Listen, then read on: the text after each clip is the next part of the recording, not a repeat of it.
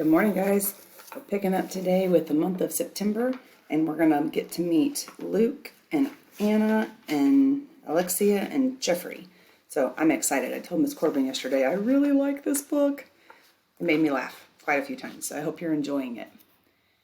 Luke. I like school. I'm good at it. I get all A's. So when Mr. Terupt announced our first math project, I was excited.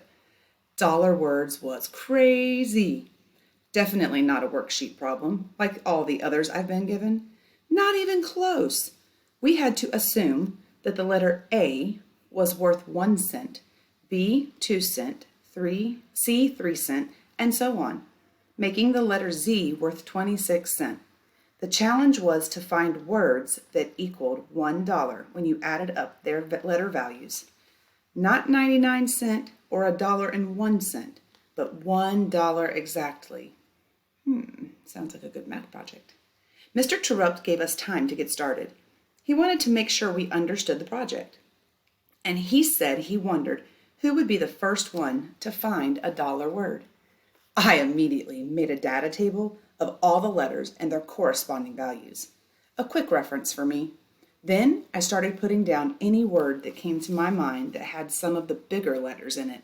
Pretty, 104. Walnut, 91. Mr., 84. Then I thought, hey, wait a minute. What if I just tack on the letter S? Misters, 103. No good, but very close. I figured this could still be a worthwhile strategy for other words. So there I was, cranking out words, trying to find the first dollar word of the year. When what do I hear? Peter and Alexia. This is the 4th year Peter's been in my class, and my 3rd time with Alexia. Peter's funny, but sometimes he gets to be too much. If I'm concentrating on my work and he just wants to joke around, it annoys me. But I like him. He's fun, and he's no stranger to trouble. Alexia, on the other hand, is always involved in some girl war. That stuff I don't get. She loves to wear flashy clothes, dresses, skirts, fancy shoes.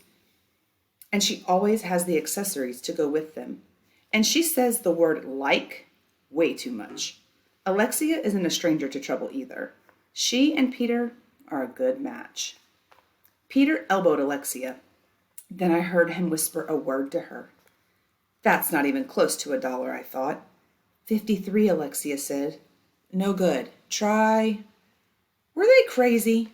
They were trying out rude words and giggling the whole time. I just knew they were going to get caught. That's no good either, Peter said. Maybe. What a butthead. As soon as I thought it, I knew it was worth calculating. Sure enough, butthead equaled 81. I tacked on the S. There wasn't just one butthead, but 2 buttheads. Dollar word. I was just about to call out that I had found one when Peter beat me to it. I've got a word, he yelled. Buttocks. He strutted to the board like he was the coolest thing since sliced bread and wrote it out on the class. Buttocks, he said again. Buttocs. Peter went on to demonstrate how the word added up to $1. Mr. Terupt didn't interrupt. Just as I was about to, the new girl did. Buttocks is spelled with a K in it, Peter, Jessica said. Peter looked to Mr. Terupt. Sorry, Peter, she's right. Better try again, and maybe you should choose a different type of word than the ones you've been coming up with. You think Mr. Terupt liked that word? I don't think so. Peter slunk back into his seat.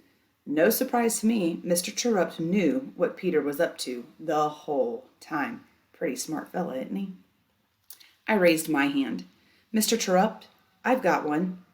I walked up to the board and wrote, butthead. I wonder what Mr. Terupt is going to think about that word. Buttocks is a nicer word than butthead. That was followed by a chorus of laughs. Butthead, I said. Butthead adds up to 81 cents. But if we have more than one, then we get buttheads. And buttheads is $1 word. Just ask Peter and Alexia. I like him, he's funny. Mr. Terupt snickered. That's enough, Luke. I must say, this isn't a word I was expecting, but nonetheless, it's our first dollar word. Congratulations. Dollar Words was the best math project ever. We started it on a Wednesday and worked for 3 weeks. Through trial and error, a few strategies that I learned along the way, and some helpful hints from Mr. Terupt, I broke the record for the most dollar words. My final poster was covered with 54 of them. Mr. Terupt looked at my work and smiled. Luke, this is excellent. You are the dollar word champ. Alexia. I was like, I have this new guy for a teacher? That's so cool. Mr. Terupt was nice. He lets us sit in tables, not rows. I was like, no way, are you serious? And like the best I got to sit with my friend Danielle. There was this new girl in our class, Jessica. She wasn't at our table, but I needed to talk to her. I needed to tell her who she could be friends with. She seemed like she could be pretty cool, even though she carried a book around like a teddy bear. I found her at recess. Outdoor recess is held behind the school. There's a big blacktop area with basketball hoops and hopscotch. There is playground equipment in another spot, and a large field for running around and playing sports, like kickball or football. That's where the gazebo is, by the edge of the field. I found Jessica sitting alone on the steps of the gazebo. She was reading a book. I was like, what a loser, but I went up to her. Hey, I said. Hi, she said back. You're Jessica, right? Yes. I blew a bubble with my gum and sat down. I'm Alexia, I said. My friends call me Lexi. I found the compact mirror in my purse and checked my rock star purple lip gloss. Then I was like, where'd you come from?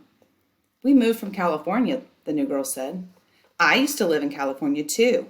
I started playing with the stones that laid under my feet. It's always been easier for me to lie when I don't have to look the person in the eyes. We moved here like my dad got sick and needed the doctors here. I'm sorry, Jessica said. She started playing with the stones now too. Listen, I said, like you're new here, so let me help you out a little. If you want, that is. I snapped my gum. Sure, okay. I stopped playing with the stones and scooted closer to her. Want a piece of gum? No thanks, she said. Of course not. Little Miss Perfect. I put the gum back in my purse. That girl, I said, pointing to Danielle across the playground. You can't miss her. She's the fat one. I laughed, but Jessica didn't. That's Danielle. Watch out for her. She's like somebody you don't want to be friends with. But don't you sit with her in class? I thought you were friends. I wasn't expecting this. Usually girls just listen and follow along. I blew a bubble and snapped my gum again. Yeah, she used to be cool, but like she's been saying stuff about you, calling you Miss Goody Two-Shoes and a snotty bookworm. Jessica seemed surprised. Oh, okay. Thanks for letting me know, she said. Don't worry, I put my arm around her. Stick with me and I'll help you out. It'll be great. Then recess ended. That's how I got the girl war started. Meet Geoffrey. The kids in my class are all right. I have to deal with Alexia again.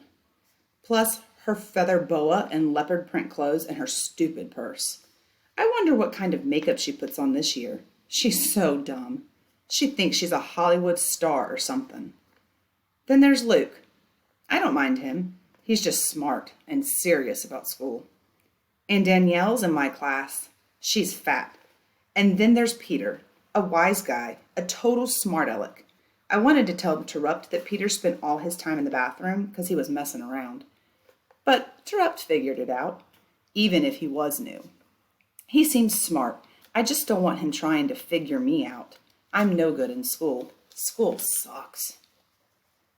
Geoffrey finished. Meet Danielle. School wasn't so great. My teacher seemed pretty nice, and he could be funny too, but none of that matters when you don't have friends. Lexi had done this stuff to me before. One day she's my friend, the next day she's not. I don't even know why. I'm not mean to her. This year was the worst, though. Things started out fine. Then one day, after recess, Lexi started ignoring me, pretending I wasn't there. She would talk about things right in front of me and leave me out of the conversation. She started telling her stupid fat jokes. It was horrible. I cried a home at lot. I'm a little heavy. Well, bigger, I guess. I don't like saying that I'm fat. I don't know why I am. I watch what I eat. I don't have more than any of the other girls at school for lunch. My mom says I'll grow into my body. She's not fat. Neither is my brother Charlie or my grandpa or my grandma or my dad. Grandma says you've got to have some meat on your bones, girl. Yeah, Grandma, I think. So someone like Lexi can tell fat jokes about me. I don't say anything, though. Grandma doesn't get it. Only Mom understands, and I feel a little better when she reassures me that I'll thin out as I grow. She also tells me that there must be a reason I'm having to deal with this. It's making me a better person, she says, and someday this experience will help you. That's all great, but I wish I could grow into my body now. I can relate with Danielle. We live on a farm. My mom grew up here. My grandma and grandpa live in their own house next to ours. They help us run the farm. So my grandma's around a lot, and she wanted to know what was wrong with me. Why was I crying? Anytime I mentioned Lexi, she'd get all mad. I'm going into that school and fix that girl, she'd say. No, Grandma. Why are you even still friends with her? She doesn't know how to treat people well, especially a friend. It's not her fault, Grandma. It's this new girl's fault, I said, sticking up for Lexi the way that I always do. A new girl that I can't stand. If you keep telling yourself that, it will never get better, Grandma said. She's a tough woman. The only time I've got friends is when I'm in Lexi's group. Nobody wants to be friends with the fat kid. I don't know what to do. Grandma said a prayer with me that night. We knelt by the bed. Dear God, please give Danielle the strength to stand up to those mean girls in school, or do what you can to teach Alexia a lesson. If you made her fat, that would be all right by me. I elbowed Grandma. Oh, okay, she said. I just ask that you provide Danielle with some comfort and direction during these tough times.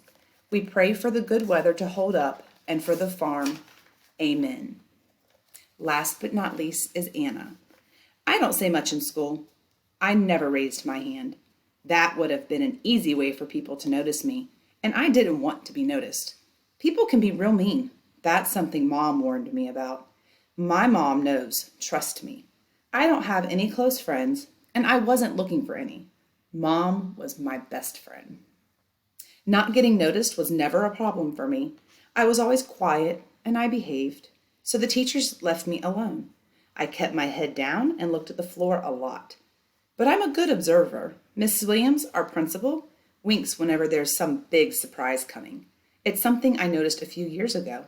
If you keep quiet, you have time to look and listen and take things in. What a good advice. At the beginning of the year, the first thing you do is pay attention to the classroom. We had a nice room, a big one. There was a whole wall of windows opposite the door. Mr. Terupt's desk was in the corner by those windows. The students' desks were arranged in 5 tables of 4. So right away I knew we had a teacher who was into teamwork and who probably didn't mind a little talking. Otherwise, we would have been in old-fashioned rows. The front of the room had a blackboard and the black wall had a whiteboard. The last side of the room had all our cabinets and a sink, plus a drinking fountain. Most of the room was carpeted, except for the side by the sink and the fountain. Our door was next to the fountain. The other thing, the bigger thing that you should pay attention to in the beginning, is your teacher. I could tell, especially if he's new like Mr. Terupt. Right away, I could tell that he was a reader because there were books everywhere in our room. Mom liked that when I told her. Mom's a library assistant in another school. It's a good job.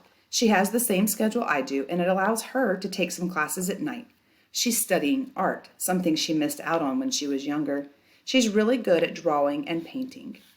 Mr. Terupt was young and athletic looking. He didn't have any pictures around his desk, and he didn't wear a wedding ring. Mrs. Newberry from across the hall didn't have a wedding ring either. Neither did Mom. Mr. Terupt turned out to be different. He noticed me on the first day. It didn't matter that I wasn't raising my hand because he would say, Anna, get ready. I'm calling on you next. Or if we were talking about something and there wasn't just one opinion, he would say, Anna, what do you think? He wasn't going to let me hide all year. This made me nervous, but it turned out to be a good thing in the end.